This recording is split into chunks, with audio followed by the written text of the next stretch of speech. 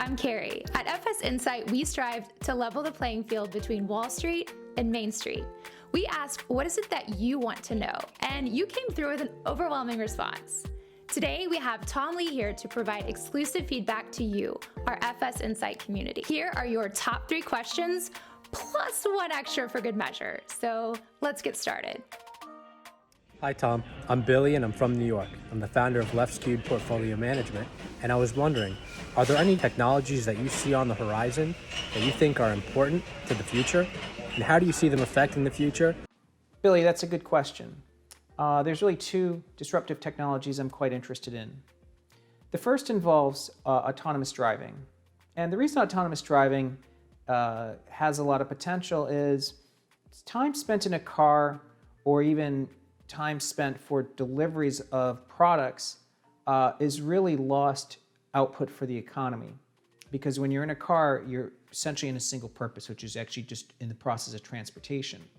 So with autonomous driving, I think there's 2 reasons you could have innovation. Number one is you can actually do something productive while driving.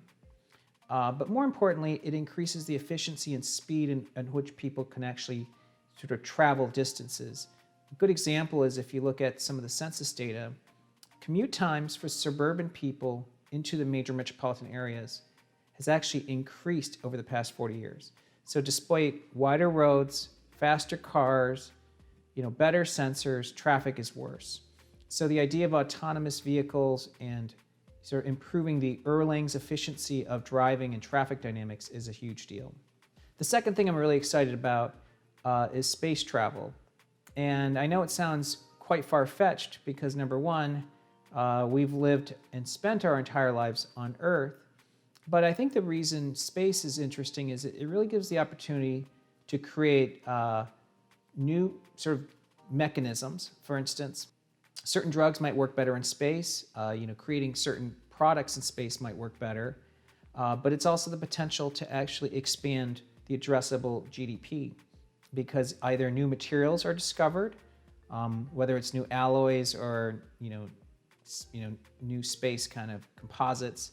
But more importantly, the idea that if we're colonizing other planets, that actually does create a lot of incremental value capture. So those would be the 2, autonomous driving and space. Thanks.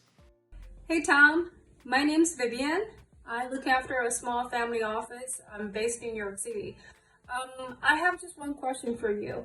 So after the number of years we've had this monster rally, when do you think it's the best time for us to start considering taking profit? So it's a good question. After a monster rally, when should an investor take profits? But I think, in many ways, this is an individual question. It depends on how much liquidity you have and how much risk tolerance you have.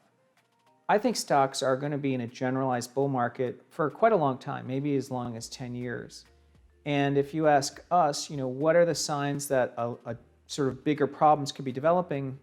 Here's 3 things that we watch. Number one, we keep an eye on credit. And if you want to have a simple metric, look at HYG, which is the high yield ETF.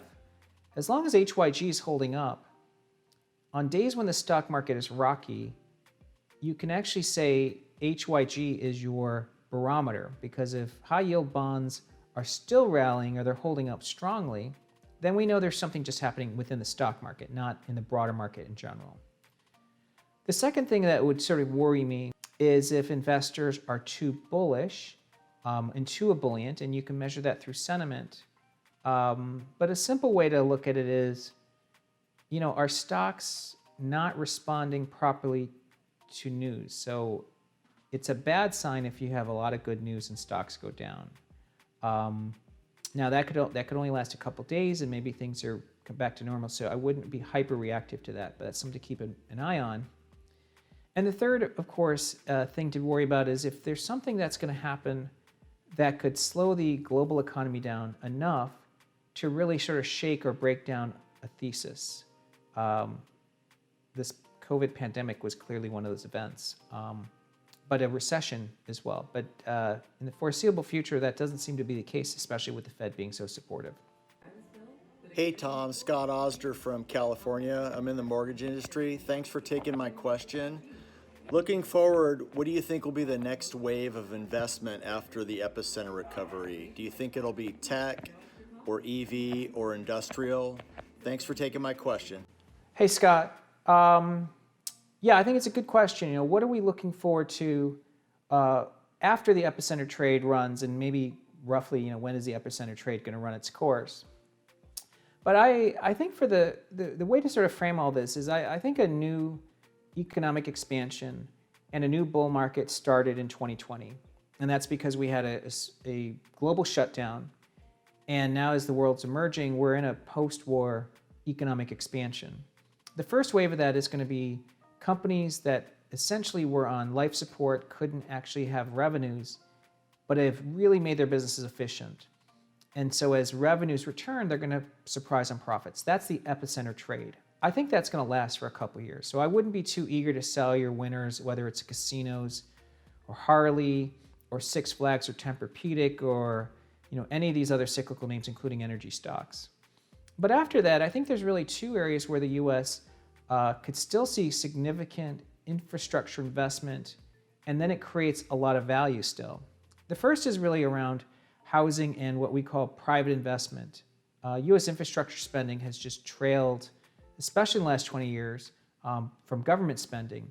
And so investment spending overall is needed to repair roads, bridges, et cetera. But the second part of that is also financial infrastructure. I think one of the biggest areas where technology can create a lot of disruption and maybe even a lot of convergence is between the world of traditional finance and digital services and digital money. Now, sitting at the center of that is going to be cryptocurrencies like Bitcoin. And that's one area that we're still very constructive on. But it's also the infrastructure that supports all that's being done. So I think in the future, a lot of technology companies could start to look like banks, and they could start to develop relationships with customers that look like what banks do. I mean, for instance, consider the fact today, most people's relationship with their bank today is an app on their phone. Well, a lot of customers, a lot of people have a lot of other relationships with other companies as apps on their phone. So think of it that way. Hey Tom, what professional experience taught you the most about investing and why? What professional experience has taught me the most about investing? I think that there's one thing that's really important when someone either looks at a stock idea or even a theme or what they think are the growth areas of the future, which is they have to use fresh eyes. In other words, when you look at whether you want to be buying renewables or fintech, you got to look at the eyes of the people who will actually use that product. And I think that was my biggest professional lesson. I started covering the wireless industry when I was in my early 20s. And this was back at Kidder Peabody, and then subsequently at Smith Barney and Oppenheimer. I was in my 20s. Most of my clients were in their 40s or 50s, because that's about the average age of a professional money manager. And I was always struck in those conversations how in the early 90s, cellular was viewed by these clients as a toy. It's a cordless technology, kind of like a gimmick. And by the way, the long distance and local telephone companies are going to protect their phone business, so cellular might actually be a free service. That's how they viewed cellular. Whereas through my own eyes, because I was in my 20s, I looked at cellular as pretty innovative technology because it really allowed me to connect with my friends in a way that you couldn't do before cell phones. And that's what really struck me, and it helped me as an analyst. I realized people who manage money don't always appreciate new technology because they're using their personal experience and their own lens to see the world. So that's, I think, what taught me the most in a professional way, is that whether you're looking at renewables again or cannabis, etc., we've got to use the eyes of who might actually be using these products. And if those folks can get excited, that means there's an investment opportunity.